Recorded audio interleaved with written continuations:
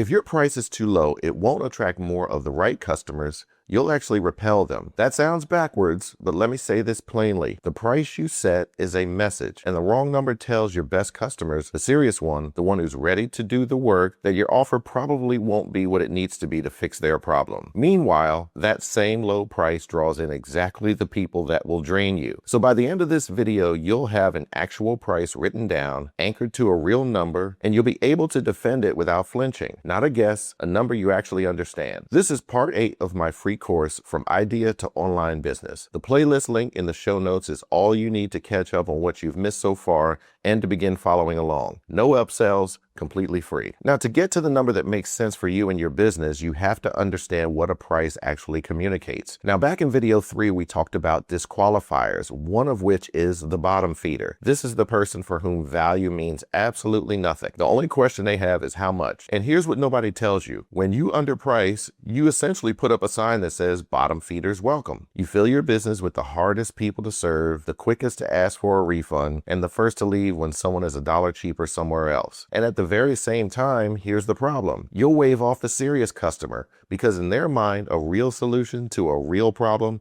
doesn't cost next to nothing. In other words, the customer you really want to attract understands that you get what you pay for. They've been down that road before, been there, done that, and they know whatever sounds too good to be true probably is. So if low isn't the answer, then how do you find the right number? Well, it's definitely not by guessing, and it's not by copying someone else. In video 5, I gave you this principle: price the problem, not the process. So let's turn that principle into your actual number, and we'll continue to use our case study on Denise so you can see it. Now, first, identify the cost of the problem. What does it cost Denise's customer to actually stay stuck? Her father's in the hospital, she doesn't know what to ask, she doesn't know her rights, she doesn't know the warning signs, and the cost of getting this wrong is definitely not measured in dollars first. It's measured in a longer stay, a missed complication, her father being sent home before he's actually ready to go home, or the worst case scenario can become a reality, and that's a cost that no family will ever forget. Even if only measured in money, a single extra day in the hospital can run thousands of dollars, and I know this personally. So the real question Denise's customer is asking isn't, can I afford this course? It's, can I afford to walk into that hospital uninformed and misinformed?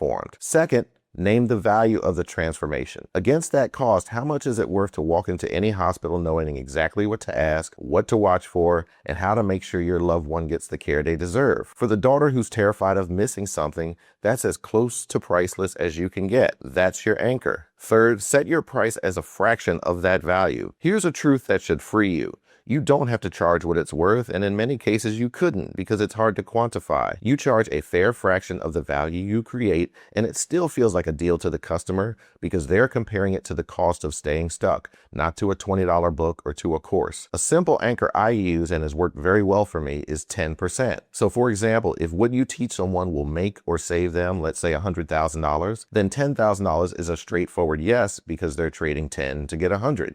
Easy math. It's clean when the value is money, but here is the part that I want you to hear very carefully because it matters to the kind of work a lot of you are called to do. Some of what you offer can't be reduced to a number, and you should never try to do that. Denise is the perfect example being in healthcare. Could she sit across from a frightened daughter and say, your father's safety is worth this much or that much, so my price is 10% of that? Of course not. That would be cold and that would be wrong. In private, you simply want to run the math to find the floor. That's the avoidable extra days, the billing errors that get caught, the complications that are spotted early. Those alone will run into thousands of dollars, and her price sits comfortably below 10% of that part, at least the part that she can count. That number isn't the pitch though. It's her confidence. It's how she knows she isn't overcharging anyone and that she's barely scratching the surface of the value she actually does provide. Then in public, when she speaks to that daughter caring for her father, she never mentions the formula. She talks about what the daughter actually cares about. Walking into that hospital room with confidence, knowing what to ask, knowing that her father is in good hands, never lying awake wondering if she missed something that mattered, and really just knowing what kind of care to hold providers accountable to. The number stays backstage while the transformation takes center stage.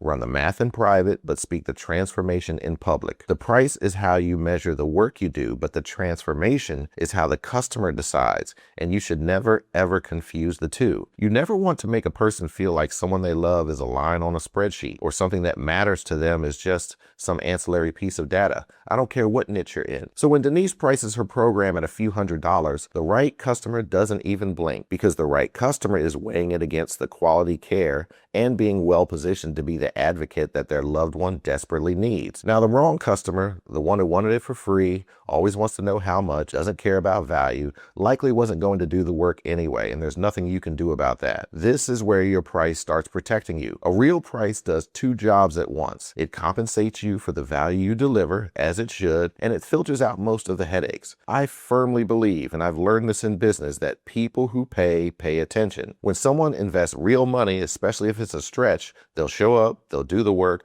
they'll get the results, and the results become the testimonials that lead to your next customer. Consider this as well. Do you think for a minute that if Denise's customer has a positive experience because of her program, that she isn't going to shout it from the rooftops and tell everyone? Of course she is. Anytime a similar situation comes up in conversation, she's going to share how helpful the information was. And real talk, despite all of the technology that we have at our fingertips today, word of mouth is still and always will be the best form of advertising. Okay, now it's your turn. I want you to write down the two numbers we just discussed. First, the cost of your customer staying exactly where they are, based on what you know about your space, of course. And this could certainly be money, but it could also be in time, stress, lost opportunities, whatever it is, be specific. And you don't need to be comfortable with the number, but you do need to be very honest about it. Second, set your price as a fair fraction of that value. If your number lands at 10% or less of the cost that you just wrote down, then you're on pretty safe ground. Now I want you to say that price out loud. If it makes you feel nervous, then you're probably close to what you should charge, because underpricing will always feel like the safe option.